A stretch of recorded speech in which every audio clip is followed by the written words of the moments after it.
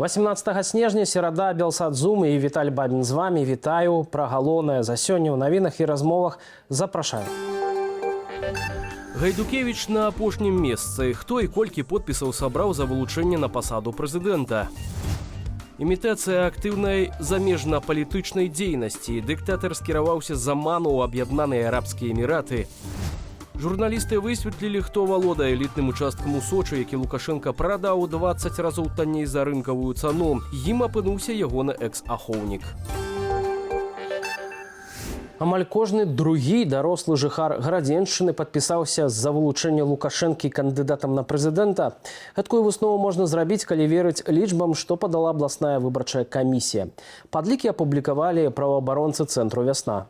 Вынікі збору подпісаў агучылі і ў яшчэ 3 рэгіёнах. Прадказальна, што лідаруе Лукашенко. За яго ў 4 вобласцях нібыта падпісаліся больш за 1 мільён 400 тысяч чалавек. За ім ідуць Сергей Сыранкоў, Ганна Канапацкая і Андрэй Хіжняк. А вось Олег Гайдукевич, які спрабуе падаць сябе як другога паводле папулярнасці палітыка ў краіне, быццам займае 5-ю пазіцыю. Днямі Цэнтральная выбарчая камісія абвесціць імёны зарэгістраваных кандыдатаў на прэзідэнта. Адмысловае паседжанне запланавалі на 23 снежня. З намі на сувязі Валерый Карбалевич, палітычны аглядальнік радыё «Свабода». Спадар Валеру, вітаю вас. Вітаю. Аптымістычная статыстыка Цэнтральнай выбарчай камісіі толькі ў Магілёўскай вобласці за Александра Лукашэнку падпісалася 406 тысяч чалавек. Гэта больш за 40% ад насельніцтва вобласці, уключаючы дзяцей. Калі такая падтрымка, то можа і выбары тады не варта праводзіць? Ну, Лукашенко калісь не так даўно казаў, што навошта, магчыма, мы памыліліся, што не захацелі запісаць у Канстытуцыю, што выбары прымаюцца, выбары прэзідэнта адбываюцца на ўсебеларускім народным сходзе. Вось таму такія думкі яго наведваюць, але тым не менш выбары адбываюцца, няхай у такім выглядзе, як у Беларусі цяпер. Вось, а колькасць подпісаў, калі гэтым займаецца дзяржаўны апарат, і калі перад ім пастаўлена такая задача, і калі адбываецца некае спаборніцтва паміж кіраўніцтвам вобласці, кіраўніцтвамі раёнаў, то, в прынцыпе, можна было лёгка падпісаць усё працуючае насельніцтва праз аддзелы кадраў, праз прадпрыемствы і ведомства, не толькі дзяржаўныя.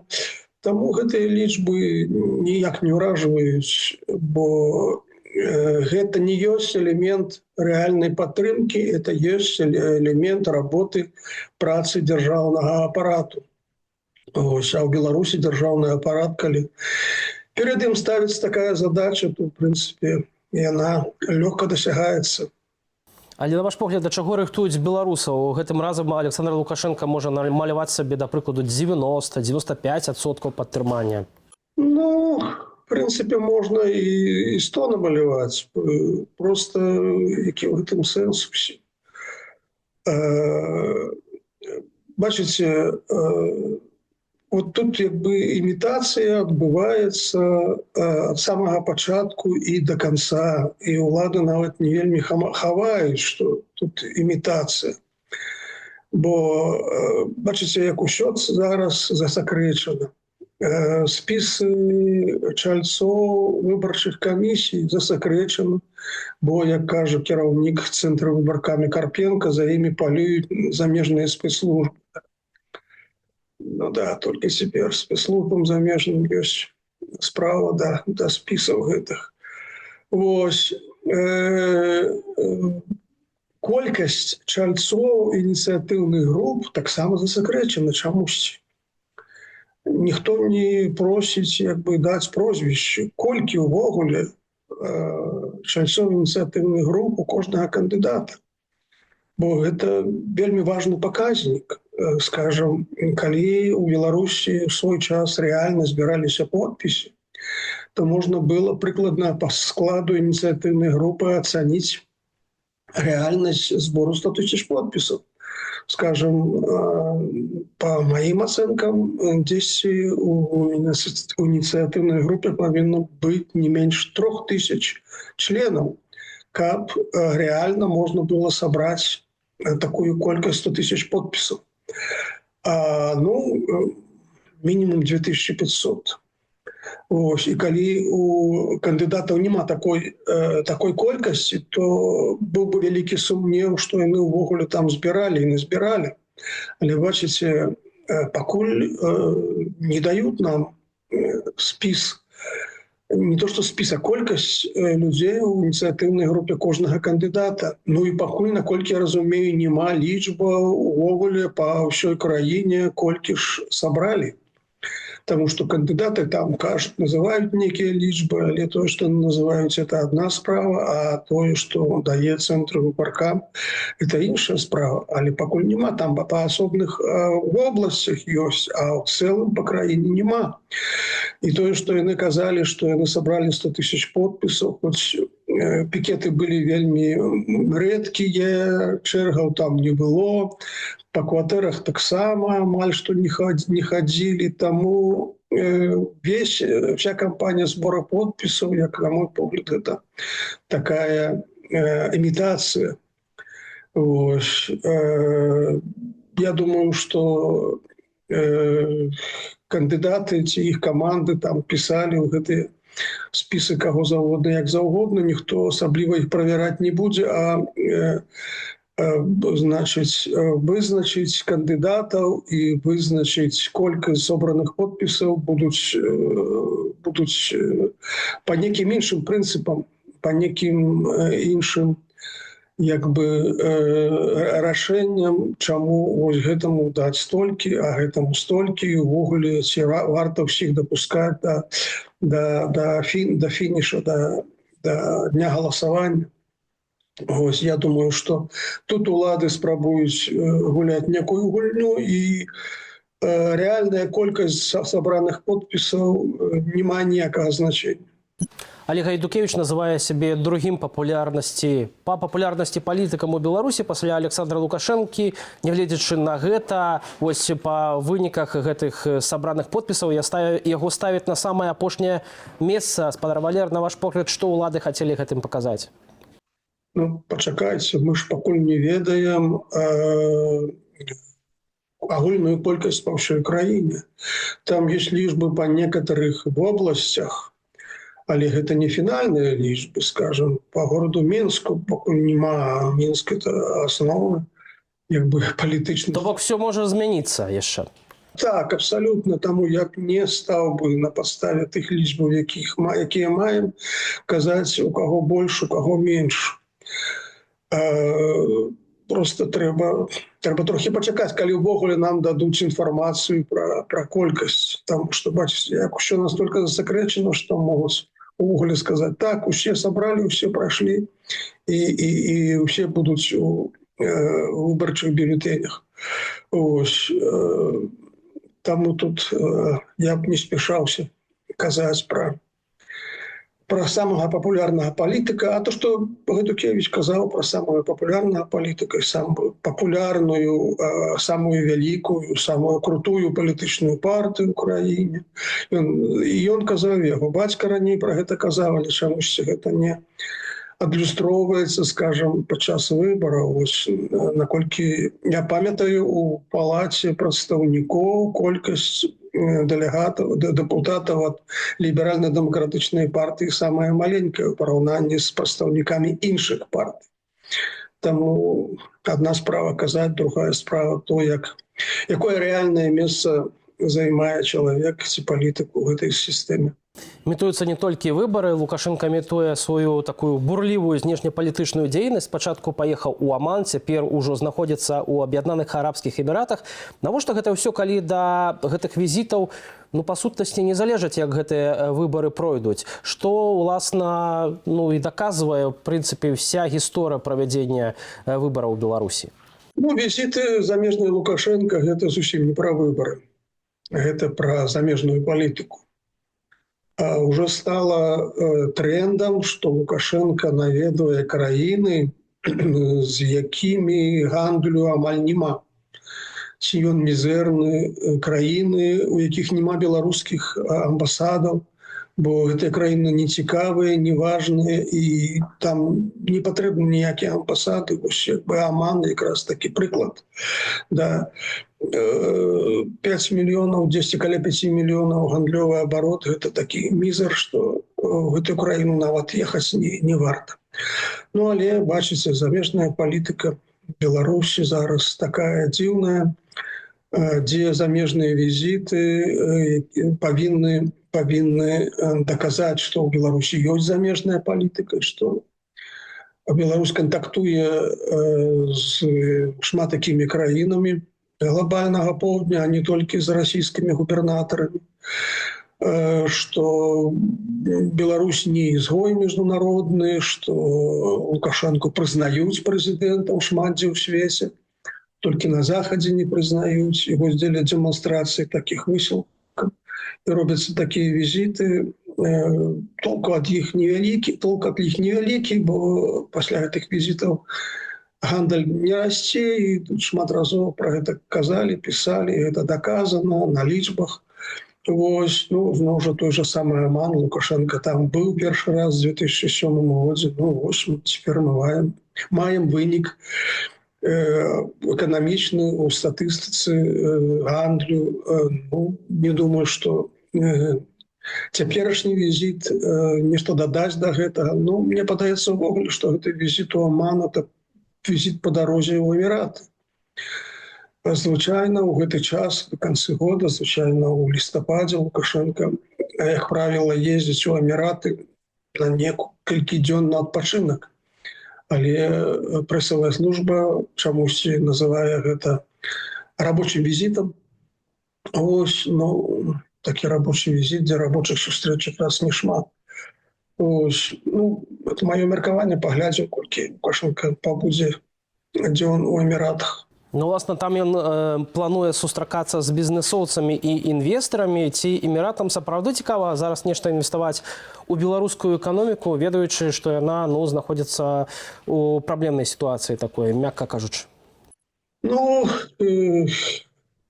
ёсць розныя матывацыі у розных бізнесоўцаў. Калі бізнесоўцы атрымоўваюць нейкія эксклюзіўныя ўмовы, калі бізнесоўцы атрымоўваюць нейкі прыбытак за тое, што дапамагаюць абыходзіць санкцыі, то чаму не? У свеце шмат розных бізнесоўцаў і інвестараў, таму людзі зарабляюць грошы на чым заўгодна. І калі гэта небяспечна, калі гэта не стварае пагрозу трапіць самім пад санкцыі, то знаходзяцца такія бізнесоўцы. Ці знойдзе ён у іх у Эміратах, цяжка сказаць, но ў всякім разе Эміраты — это такі даволі важны фінансавы цэнтр сусветны. Ну, тым больш, што Лукашенко ўжо там бываў з дзесятак разоў, так што абавязкова будзем сачыць за ягоным далейшым візітам. Вам вялікі дзякуй за гэту размову, спадар Валер. Калі ласка. На 88-м годзе пайшоў з жыцця дэпутат незалежнасці Мікалай Крыжаноўскі. З 1990-га цягам 5 гадоў ён быў прадстаўніком апазіцыі БНФ у Верхоўным Савеце, спрычыніўся ў распрацоўцы і прыняцці дэкларацыі аб дзяржаўным суверэнітэце Беларусі. Выказваем шчырае спачуванне блізкім палітыка, а пра падзеі ў Беларусі і сусвеце распавядзем у нашым аглядзе. 9 пацярпелых на пажары ў гандлёвым цэнтры Беларусь у Віцебску застаюцца ў шпіталях. Адна жанчына ў цяжкім стане. Такую інфармацыю далі ў віцебскім гарвыканкаме. Інцыдэнт у абласным цэнтры адбыўся 13 снежня. Ратаўнікі, якія прыбылі на месца, эвакуявалі з гандлёвага цэнтру больш за 200 асобаў, у тым ліку 4 дзяцей. У той жа дзень медыкам перадалі 16 пацярпелых. Пазней па псіхалагічную дапамогу звярнуліся яшчэ 4. У горадні сілавікі знайшлі выкрадальніка Дзеда Мароза, а дакладней інсталяцыю ў выглядзе ніжняй часткі святочнага персанажа, якую адзін з бараў паставіў пры ўваходзе. Вылічыць злодзея, які знёс арт-аб'ект, дапамаглі вулічныя камеры відэаназірання. Як выявілася, 25-гадовы гараджанін дзейнічаў пад уплывам алкаголю. Частку Дзеда Мароза сілавікі паабяцалі вярнуць гаспадарам. У Москве затрымалі 29-гадовага грамадзяніна Узбекістану. Яго падазраюць у забойстве генерала Ігора Кірылава. Начальніка войскаў радыяцыйнай, хімічнай і біялагічнай абароны Расіі падарвалі разам з ягоным памочнікам, калі яны выходзілі з пад'езду. Паводле следчага камітэту затрыманага замежніка нібыта завербавалі украінскія спецслужбы ды абяцалі $100 000 узнагароды. Перад афіцыйнай заявай следчых праўладныя расійскія медыа са спасылкаю на свае крыніцы паведамілі пра затрыманне двоих подозреваных. Калегія выбарцаў ЗША прагаласавала за Дональда Трампа. Палітык атрымаў 312 галасоў, суадносна з воляй выбарцаў на прэзідэнцкіх выбарах, што прайшлі 5 лістапада. Пры тым, што для перамогі кандыдату неабходна не менш за 270 галасоў. Афіцыйна вынікі галасавання Кангрэс ЗША зацвердзіць 6 студзеня. Інаўгурацыя абранага 47-га прэзідэнта пройдзе 20 студзеня. Яшчэ больш інфармацыі можна знайсці, перайшоўшы па QR-кодзе на вашых экранах і маніторах на наш тэлеграм-канал. Падпісвайцеся і чытайце інфармацыю, якую рыхтуюць нашыя калегі. Галоўная ўмова – гэта павінна быць бяспечна для вас. Таксама чытайце нашу інтэрнэт-старонку belsat.eu. Пры той жа ўмове бяспека перадусім. Дзякую, што вы з намі. Беларускі расследавальніцкі цэнтр высветліў, хто валодае участкам у Сочы, які раней належаў Беларусі. Гаспадаром амаль 1000 сотак зямлі ў Краснай Паляне апынуўся былы супрацоўнік службы бяспекі Лукашэнкі Александр Романовскі.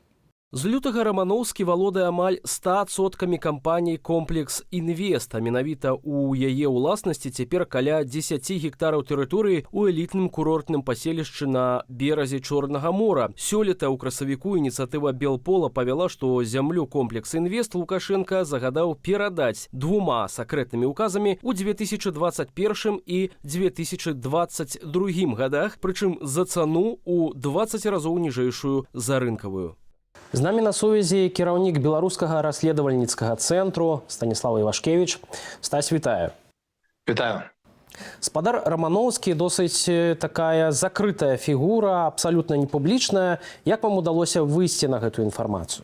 Гэта працяг працы, якую распачалі Белпол і Белсат, потым да гэтага далучыўся беларускі расследавальніцкі цэнтр по расследаванню участкаў асабістай маёмасці Александра Лукашэнкі, якую ён атрымлівае спачатку ў Расіі, был матэрыял Белсату, Белполу і Белсату, і потым сумесны Белсат, Белпол і беларускі расследавальніцкі цэнтр пра участак у Абхазіі.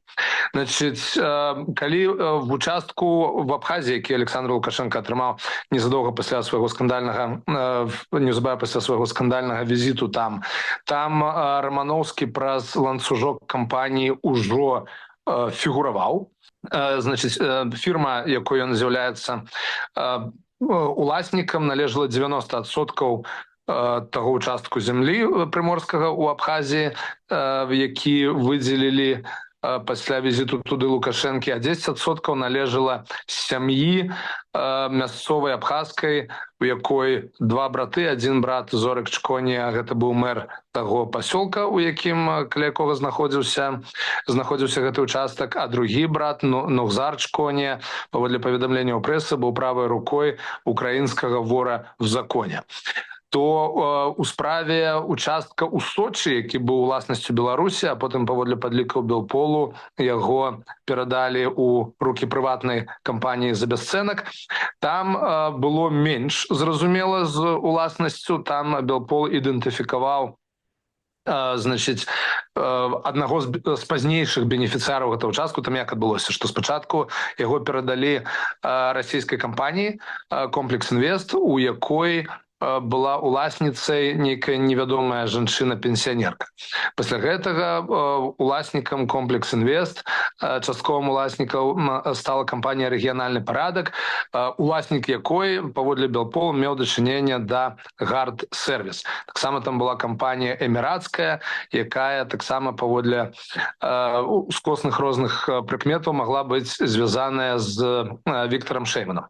Што здарылася, в чым навіна сённяшняга дня, што здарылася з гэтым участкам, што цяпер пасля ўсіх гэтых перарэгістрацый, пературбацый яны наўпрост запісалі яго на ахоўніка Александра Лукашэнкі, вось гэтага Романовскага. Пра Романовскага было вядома, што ён служыў у службе бяспекі Александра Лукашэнкі, але мы, прааналізаваўшы фотаздымкі Лукашэнкі на розных прыёмах, знайшлі гэтага Романовскага, як ён непасрэдна ахоўвае Александра Лукашэнку як мінімум у 2012 годзе. Таму мы ўсё больш і больш вымалёўваецца гэтая фігура даверанага ахоўніка Александра Лукашэнкі, на якую ён афармляе не тыя актывы, якія цяжка прыпісаць каму-небудзь іншаму, апрача як асабіста Александру Лукашэнку. То бок асабіста Романовскі не валодае гэтай зямлёй, яна проста запісаная на яго, так разумею, а валодае менавіта сям'я Александра Лукашэнкі. Вельмі падобна на тое, па той прычыне, што участак у Абхазіі быў выдзелены і быў абсолютно відавочна прымеркаваны да візіту Александра Лукашэнкі в Абхазію.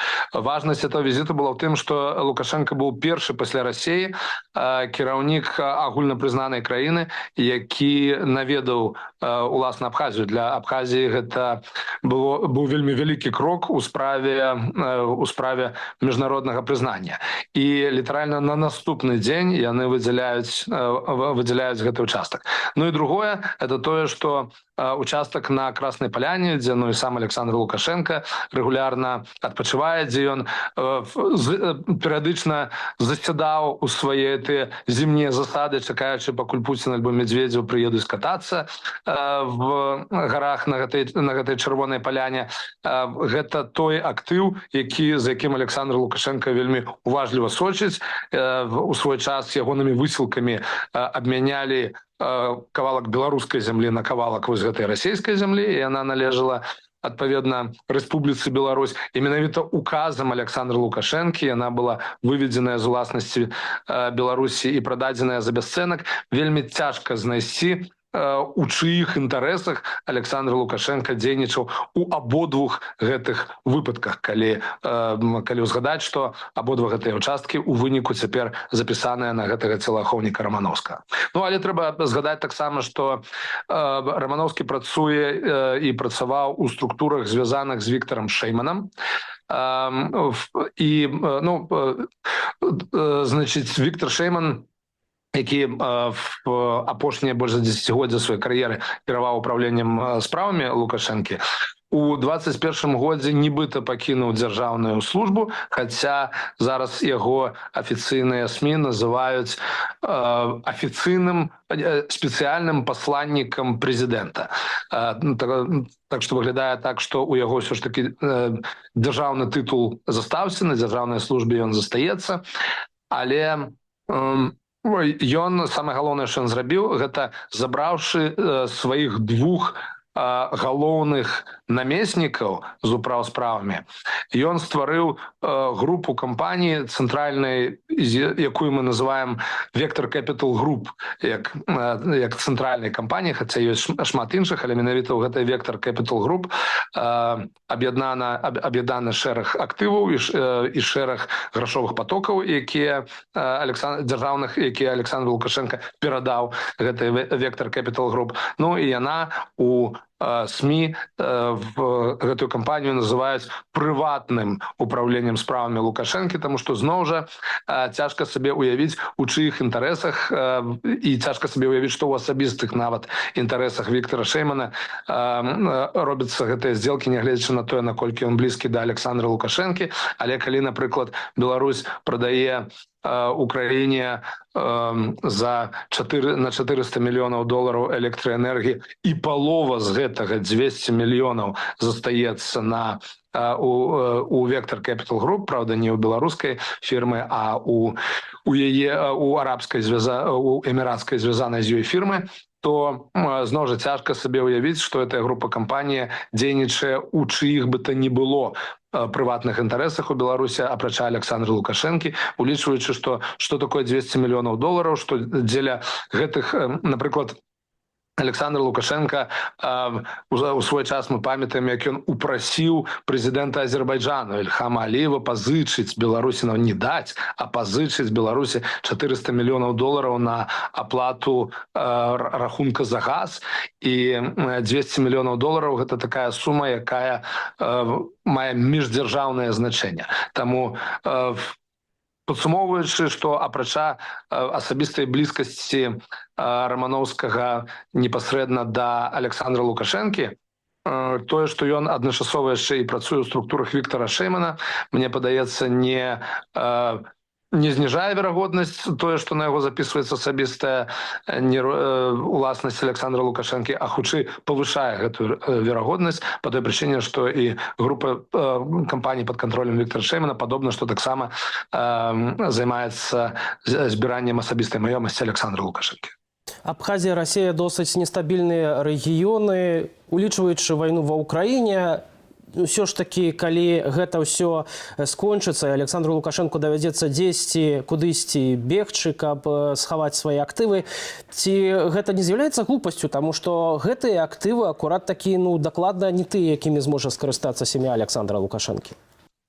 Што тычыцца Абхазіі, дарэчы, цікавы момант, это тое, што гэтыя пратэсты, якія цяпер зрынулі ўлады Абхазіі, яны былі звязаны акурат з выдзяленнем вялікіх участкаў зямлі Абхазіі іншаземцам, у прыватнасці расейцам, групе кампаній такога Ткачова, былога губернатара Воронежскай вобласці, калі не памыляюся. І па-першае, беларускія ўлады тут зрабілі крышачку разумней, і яны ўзялі ўсё ж такі ў долю вось гэтых абхазскіх аўтарытэтаў. Аднаго крымінальнага аўтарытэта, аднаго Зорык Чконе, который мэр вось гэтага пасёлка Кындык, дзе знаходзіцца этот участак зямлі, які сёння запісаны на Рамановскага. Ён таксама герой Абхазіі, а іх не так шмат. Это герой Абхазіі, сярод іх, дарэчы, Шаміль Басаев, недавно таксама быў на гэтую тэму скандал. І гэтыя героі Абхазіі, яны ўяўляюць сабой пэўную такую касту і маюць савет, які удзельнічае, з якімі раюцца найвышэйшыя улады Абхазіі і чыё меркаванне яны улічваюць. Таму Александр Лукашенко альбо тыя, хто стаіць за ягоным ахоўнікам Рамановскім, тут падстрахаваліся, взяўшы в інтарэс яшчэ і мясцовыя абхазскія эліты. Гэта першае. А другое, это не абавязкова, што Александр Лукашенко збіраецца ў Абхазіі жыць пасля таго, як яму прыйдзецца, умоўна кажучы, уцякаць. Гэта ёсць вельмі выгадны актыў, які дастаўся як мінімум сам участак, каштуе незабудаваны, без всялякай інфраструктуры, $6 мільёнаў, гэта, які дастаўся ім бясплатна. То бок гэта такі актыў, які, я думаю, будзе не вельмі складана перавесці ў грошы. Зразумела, што Александр Лукашенко і далей будзе намагацца сабраць як мага большыя рэсурсы дзеля таго, каб забяспечыць сваю сям'ю пасля сыходу. Дзякуй вялікі за тое, што робіце, і дзякуй вялікі за гэтую размову. Дзякуй.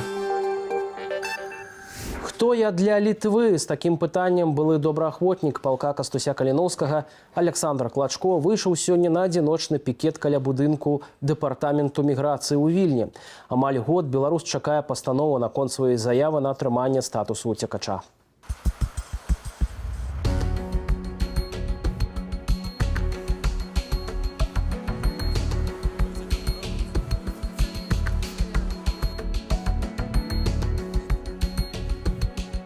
Моя мэта першая атрымаць адказ на гэта пытанне, хто я для Літвы. І другая мэта гэта прыцягнуць увагу да таго, што такі выпадак са мной не толькі адзін. Беларусы часта стыкаюцца з тым, што тэрміны іх легалізацыі ў Літве зацягваюцца.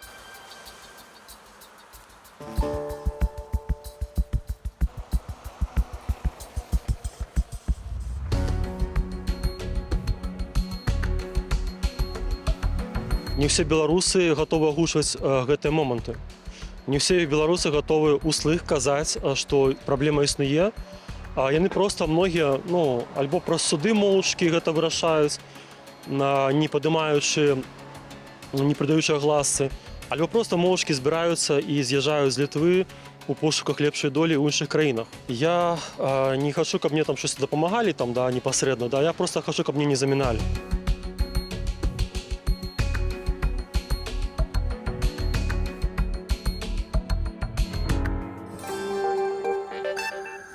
І гэта ўсе навіны на сёння. Дзякуй за прагляд, зычу спадарству добрага вечара. Да наступнай сустрэчы ў эфіры.